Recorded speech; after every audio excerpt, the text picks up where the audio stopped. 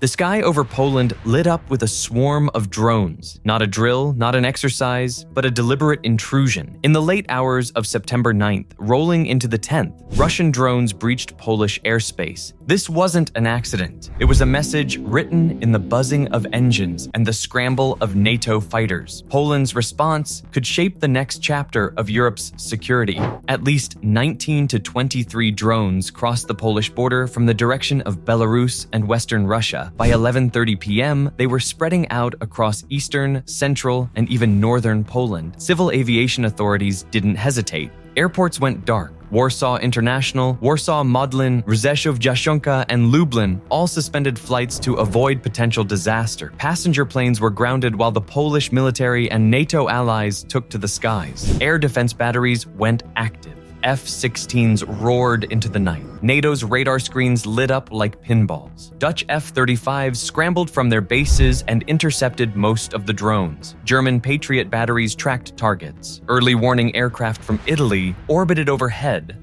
funneling targeting data to pilots. Even Belgian tanker aircraft were deployed to keep jets in the air as long as needed. It was a rare but vivid glimpse into NATO's collective air defense at work. Polish F-16s downed some of the drones themselves, but even high-tech coordination doesn't guarantee perfection. In one engagement, an AIM-120 AMRAAM fired at a drone went off target and hit a house. The warhead didn't detonate, sparing lives, but the damage to the roof was a reminder that even defensive actions carry risks when combat enters civilian space. By dawn, Poland counted the cost. No major casualties, but disruption across its air network and evidence of Russian intrusion across a wide swath of territory. Warsaw immediately invoked Article 4 of the NATO treaty, declaring that its security was directly threatened and forcing consultations with its allies. The alliance responded with Operation Eastern Sentry, a rapid surge of NATO assets to bolster Poland's air defenses and reassure its citizens. Poland's answer was not hesitation. It was action. Within hours of the first radar blips, the Polish military had its interceptors airborne. But what set this response apart was how seamlessly NATO forces joined in. This wasn't Poland alone swatting at drones. It was a multinational orchestra, rehearsed through countless exercises, now playing in real time. German Patriot systems were moved into position, locking onto tracks and coordinating with Polish command. Dutch F-35s, some of the most advanced jets in the alliance, engaged the majority of intruding drones with precision. Italy's AWACS platforms provided the crucial eyes in the sky, linking together ground and air defenses across borders. Belgium's aerial refueling tankers extended fighter patrols over Poland, ensuring there was no gap in coverage. For Moscow, the message was clear. An attack on Poland's airspace triggers more than a Polish reaction. It brings NATO's full weight to bear. But Poland's answer didn't stop in the skies. Diplomatically, Warsaw doubled down. Its foreign minister declared that this was not an accident or technical error. It was a probe, a test of NATO's reaction time and political will. Russia wasn't trying to destroy Warsaw that night. It was measuring how far it could push before the alliance pushed back, and Poland made sure the answer was visible. Airspace over the eastern border was closed. Restrictions were tightened for civilian flights. Military readiness levels were raised across multiple commands. Poland called for a unified EU and NATO condemnation, and got it.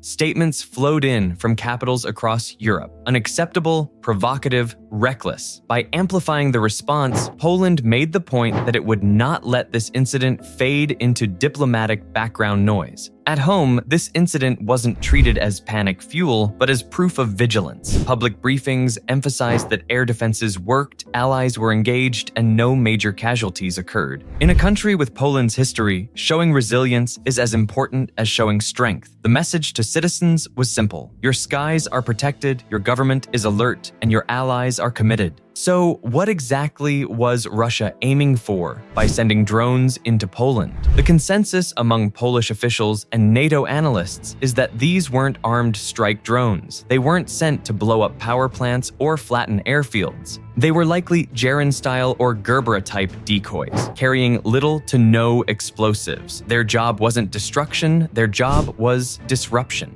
Unarmed drones can still create chaos. They force air defenses to light up, reveal their positions, and expend valuable missiles. They make airports close, delaying civilian flights and sowing uncertainty among ordinary people. They also test response times. How quickly can Poland detect, identify, and intercept intrusions? How fast do NATO jets scramble and from where? Which radar networks are most sensitive and which are slower? For Moscow, every drone that crosses a border is a live-fire intelligence probe. Poland faced real challenges. Warsaw's airports were forced to suspend operations, creating ripple effects across Europe's flight corridors. Travelers were stranded, air cargo delayed. People on the ground saw drone fragments fall in rural areas. A missile hitting a house, even without exploding, was a chilling reminder that when air combat moves into civilian airspace, mistakes carry human costs. You don't need mass casualties to make a point, just enough to remind the public that safety isn't guaranteed. And that's the real danger here. Russia doesn't need to win battles outright to shift perceptions. If it can make Poles feel vulnerable in their own skies, if it can make NATO look reactive instead of proactive, then the Kremlin gets what it wants: psychological pressure, uncertainty, and hesitation. But Poland's response was designed to flip that script.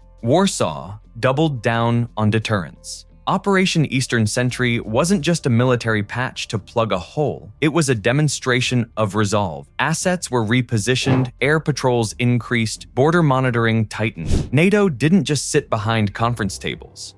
It moved hardware, crews, and jets to Poland's front lines. For every drone Russia sent in, NATO answered with visible deployments worth hundreds of millions. That ratio doesn't favor Moscow in the long run. This drone incursion wasn't just about Poland. It was about NATO's eastern flank. For years, military planners have warned that Russia doesn't need to declare open war to destabilize its neighbors. It prefers small steps, gray zone tactics, actions that fall just short of triggering a full alliance response. A swarm of drones here, a cyber attack there, disinformation campaigns woven in between. It's a strategy of salami slicing. Take thin cuts until the whole meal is gone. But Poland is not a country that shrugs off provocations. With its history of being partitioned, occupied, and coerced, Warsaw has developed a habit of treating every test as a serious one. It doesn't wait to see if Moscow's move was just a bluff. It assumes the stakes are real, because history has shown that hesitation costs dearly.